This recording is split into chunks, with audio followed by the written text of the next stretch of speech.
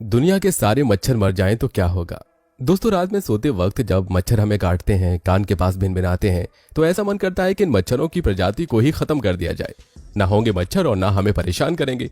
हर इंसान मच्छर से परेशान रहता है, इसके लिए तरह तरह के उपाय भी करता है। कई बार मच्छरों के चलते घरों की खिड़की दरवाजे न चाहते हुए भी बंद रखना पड़ते हैं। नतीजा वेंटिलेशन की समस्या, यानी मच्छरों के होने से कई तरह की परेशानियों का सामना इंसान को करना पड़ता है। इसलिए हर किसी के मन में सबसे पहले यही आता है कि इन मच्छरों को कैसे खत्म किया जाए। लेकिन क्या आपने कभी सोचा है कि अगर दुनिया के सारे मच्छर अचानक गायब हो जाएं तो क्या होगा? क्या मच्छरों के न होने से इस धरती पर कोई असर पड़ेगा? तो चलिए आज इस वीडियो में जानते हैं। दोस्तों, सबसे पहले तो हम आपको यह बता दें कि मच्छर कीड़ों की एक ऐसी प्रजाति है जो बहुत बड़ी है। इन्हें फ्लाई यानी उड़ने वाली कीड़ों की श्रेणी में रखा जाता है। मच्छरों के सिर्फ 2 पंख होते हैं। वैसे तो कई फ्लाई कीड़े होते हैं जो काटने वाले होते हैं, लेकिन ये दूसरे प्राणी का खून चूस कर पनपते हैं। केवल 6% प्रजातियों की मादाएं अपने अंडों के विकास के लिए इंसानों का खून पीती हैं। इन मादा मच्छरों में से आधी ही अपने अंदर बीमारियों के वायरस लिए फिरती हैं। मच्छरों की करीब 3500 प्रजातियां दुनिया में पाई जाती हैं और वो सब एक दूसरे से काफी अलग होते हैं। कुछ रात के वक्त ज्यादा एक्टिव रहते हैं, वहीं कुछ दिन के वक्त। लेकिन क्या आप जानते हैं कि सिर्फ मादा मच्छर ही इंसानों का खून चूसती हैं, क्योंकि उसी के जरिए वो अंडे दे सकती हैं। दोस्तों, मच्छर एक मामूली ही सही लेकिन खतरनाक जीव है। इसके सिर्फ एक डंक से मामूली बुखार से लेकर जानलेवा वायरस हो सकता है। इनमें से ज्यादातर मच्छर इंसानों को परेशान नहीं करते हैं। ये मच्छर पौधों और फलों के रस पर जिंदा रहते हैं। वहीं अगर मादा मच्छर ने किसी ऐसे इंसान या जानवर का खून चूस लिया जिसे कोई भयंकर बीमारी या शरीर में वायरस है, तो उसके बाद जब मादा मच्छर दूसरे इंसान को काटेगी तो वो वायरस को फैला सकती है। मच्छरों की कुल 100 नस्लें ही ऐसी हैं जो इंसानों के लिए नुकसानदेह हैं। फिर भी अकेले भारत में एक साल में इन मच्छरों की वजह से 10 लाख लोगों की मौत हुई है। मच्छरों से होने वाली बीमारियां जैसे मलेरिया, डेंगू और येलो फीवर की वजह से दुनिया में लाखों लोग मारे जाते हैं।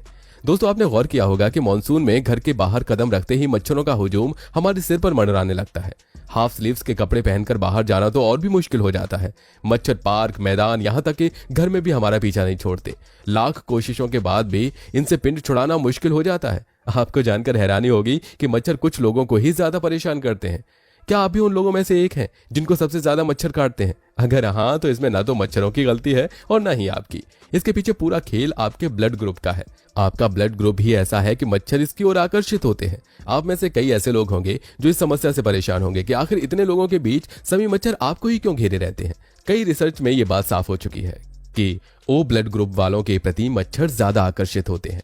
दरअसल मच्छरों को ओ ब्लड ग्रुप वाले लोगों का खून ज्यादा पसंद है। इस वजह से वो इन लोगों को सबसे पहले अपना टारगेट बनाते हैं। इसके पीछे का कारण ये है कि ओ ब्लड ग्रुप वाले लोगों का मेटाबॉलिक रेट ज्यादा होता है और यही वजह है कि मच्छर इनकी ओर सबसे ज्यादा तेज गति से आकर्षित होते हैं। दोस्तों, मच्छर सिर्फ ओ ब्लड ग्रुप वालों की ही ओर आकर्षित नहीं होते, बल्कि ये उन लोगों की तरफ भी आकर्षित होते हैं जिनके शरीर से अलग प्रकार की खुशबू या महक निकल रही होती है। दरअसल मच्छरों में सूंघने की गजब की क्षमता होती है। वो इंसान के शरीर से निकलने वाले लैक्टिक एसिड या अमोनिया की गंध को बखूबी पहचानते हैं। ऐसे में अगर आपकी बॉडी मच्छरों को पसंद आ गई तो वो सबको छोड़कर आपको ही काटेंगे। दोस्तों, अक्सर मन में सवाल आता है कि मच्छर काटने के बाद उस जगह पर खुजली क्यों होने लगती है। यह तो तय है कि मच्छर काटने के साथ ही जरूर कोई पदार्थ हमारे शरीर में छोड़ता है, जिससे रिएक्शन होता है और खुजली शुरू हो जाती है। किसी किसी को दाने हो जाते हैं या लाल रंग के निशान पड़ जाते हैं। तो दोस्तों, आपको बता दें कि खुजली जैसी समस्या इसलिए होती है क्योंकि मच्छर के काटते ही हमारा शरीर तुरंत रिएक्ट करता है और उसी का नतीजा हमें खुजली, दाने या धब्बे के रूप में दिखता है।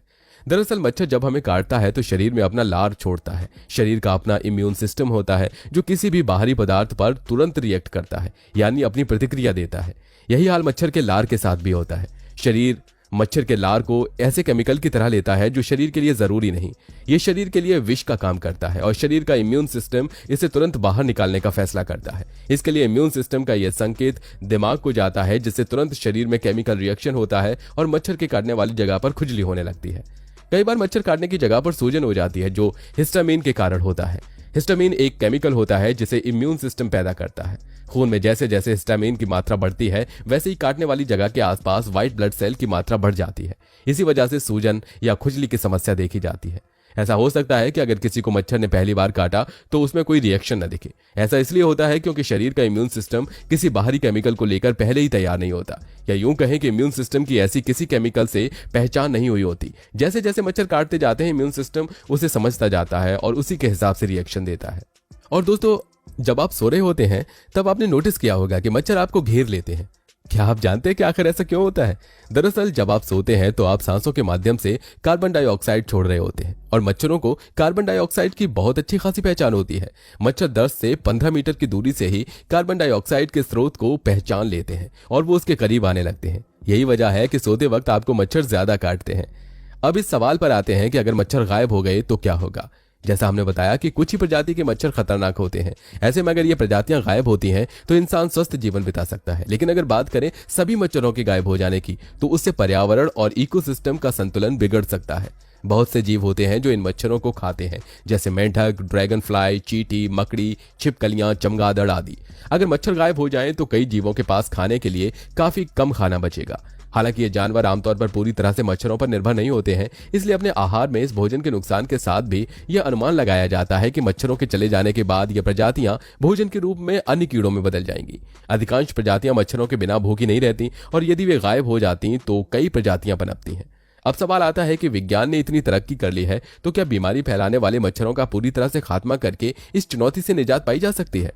आपको बता दें कि आमतौर पर मच्छरों को मारने के लिए केमिकल की मदद ली जाती है, लेकिन इन केमिकल से मच्छरों से ज्यादा इंसानों के स्वास्थ्य पर बुरा असर पड़ता है। लेकिन अब विज्ञान ने तरक्की कर ली है, बिना किसी केमिकल्स के मच्छरों की आबादी को खत्म किया जा सकता है। बल्कि कुछ देशों में वैज्ञानिक तरीके से क्षेत्र के 90% से ज्यादा मच्छरों की आबादी में गिरावट हासिल की है। इसमें नर मच्छरों के जीन में बदलाव करके जेनेटिकली मॉडिफाइड मच्छर तैयार किए जाते हैं। इसमें मच्छरों की नई पीढ़ी अपने बच्चे पैदा करने से पहले ही मर जाती है। पीढ़ी दर पीढ़ी मच्छरों को खत्म किया जाता है। ऐसे करीब 30 लाख मच्छरों को केमन द्वीप पर 2009 से 2010 के बीच छोड़ा गया था। एक रिपोर्ट के मुताबिक इस प्रयोग से मच्छरों की आबादी 96% तक घट गई थी। यह प्रयोग ब्राजील में भी अच्छे आंकड़े दिखा रहा है। कुछ लोग ऐसे भी हैं जो किसी नस्ल के इस तरह खात्मे के सख्त खिलाफ हैं। उनका तर्क है कि जिस तरह इंसानों को ध्यान में रखकर खतरनाक मच्छरों का खात्मा किया जा रहा है, उसी तर्क से चले तो इंसान भी पूरी कुदरत के लिए खतरा है, तो क्या उसका भी खात्मा किया जाए? वैसे मच्छरों के पूरी तरह से खात्मे का यह सवाल अभी लंबे वक्त तक सवाल ही बना रहने वाला है। भले ही इसमें डेंगू, जीका और मलेरिया जैसी बीमारियां फैलती रहें, हमें मच्छरों की आबादी कुछ खास इलाकों में घटाने में भले ही कामयाबी मिल गई हो, लेकिन वैज्ञानिक कहते हैं किसी प्रजाति का सर्वनाश कामोवेश